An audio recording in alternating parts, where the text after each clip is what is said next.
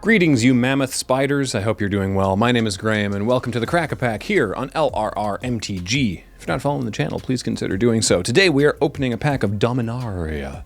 Dominaria. This was given to us by Josh and Sophia at PAX South 2019. Thank you both so much.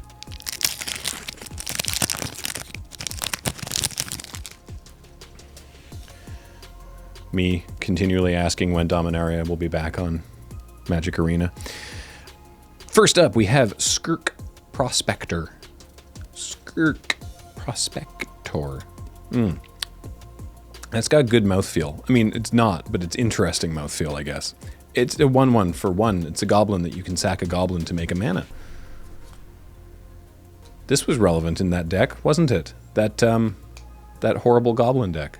Muxus, that's the one. You know me and knowing my constructed. Got there. Deep Freeze is next. 2 and a blue for a creature enchantment. The enchanted creature has base power and toughness 0/4, has defender, loses all other abilities, and is a blue wall in addition to its other colors and types. Sometimes flavorful design requires lots of words. All right, I dig it. Knight of New Benalia, 1 and a white for a 3/1 human knight when you really need to trade with something.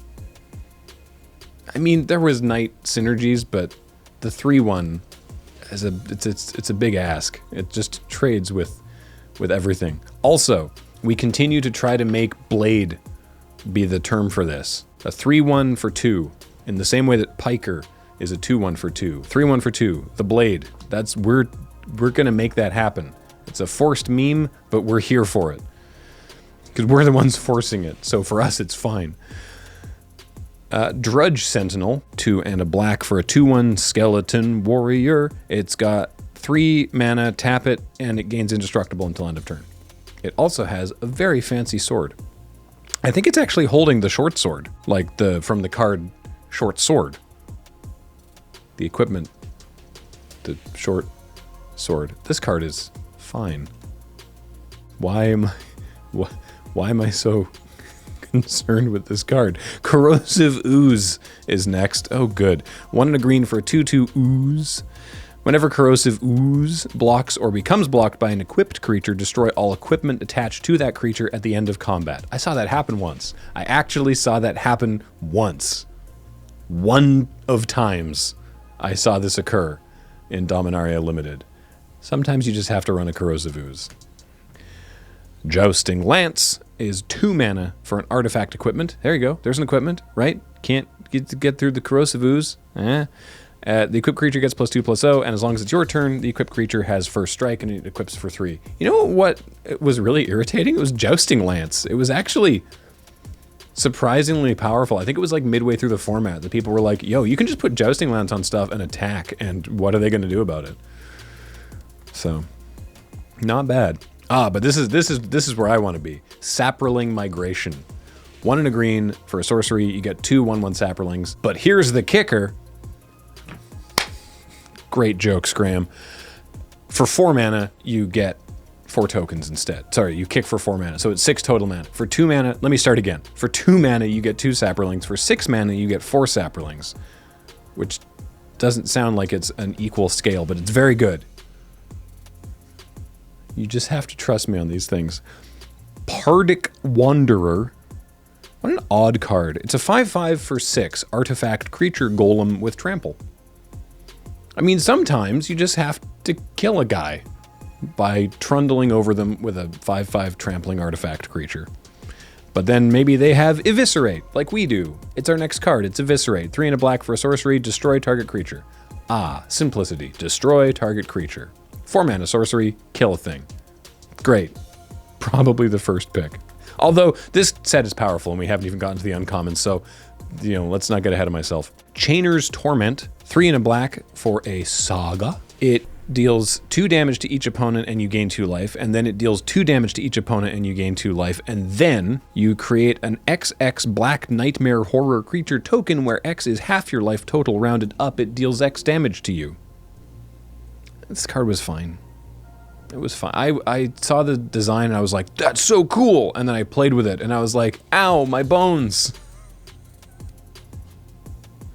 It really gets you in the bones.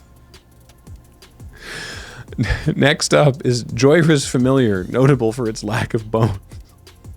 It's an artifact creature bird. It's a 2/2 flyer, and historic spells cost 1 generic mana less to cast. So historic, it says right here, artifacts, legendaries, and sagas are historic. Small h, historic. It's just a thing. These cards are historic. Why? Well, they've been around for a while, is what we're determining. So, I don't know. I actually really liked the historic mechanic. I thought that was a cool idea.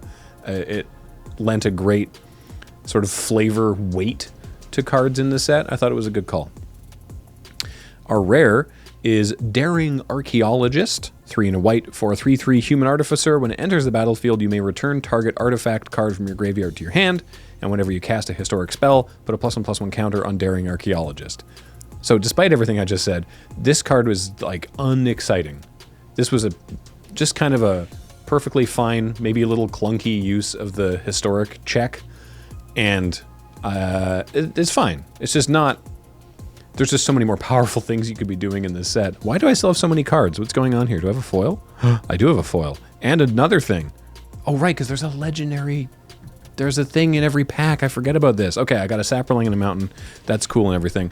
I have a foil Gift of Growth, which is 1 and a green for an instant with kicker of 2. And you untap the creature. You gotta remember, you untap. You can get people with this, with the untap. It gets +2/+2, and if you kick it, it gets +4/+4. So 2 mana for 2/2, 4 mana for 4/4. Perfect. Very nice. And Yargle. Of course we would open Yargle. Yargle, Glutton of Urborg, 4 and a black for a 9/3 frog spirit. You remember that Yargle's a frog? He's just a very large, angry frog ghost. And there's only one, because he's a legend. When Belzenlock's lieutenant Yarkul grew too ambitious, the demon lord transformed him into a maggot. The frog that ate the maggot grew and grew until a ravenous spirit burst from its body. What a life. So a lieutenant gets turned into a maggot, but your life essence is still in the maggot, and then a frog eats the maggot, and then you take over the frog, and then you turn into this. Magic the Gathering. You love to see it. Now, if I were picking one of these for draft, I mean, it's still probably the Eviscerate, honestly, much as I love Yargle, like deep love to Yargle, truly. But it's Eviscerate or Saproling Migration, and I don't think you can say no to just taking Eviscerate. Like, it's just going to do you well. Yargle is the second most expensive card. That's not even true, actually. He's the third most expensive card in the pack. He's not worth that much. The most expensive card in this pack is actually Joyra's Familiar at 33 cents, with Skirk Prospector a close second. But I don't know, I think Yargle's defensible if you want to get the Power 9 in your deck. This is a joke that people liked, the Power 9, because he's got 9 power. He's a big angry frog boy. Yargle. He's what's for drafting. I gotta figure out a better way to end these. That's gonna be it for the Crack-a-Pack today. If you want to send something our way, fire it off to the P.O. Box, care of Crack-a-Pack. And a reminder that everything we do is brought to you by you and your kinds of part. Patreon.com/loadingreadyrun. Shoutouts to Corey for the edit and leaving all of that in, and we'll talk to you next time. Bye, everybody.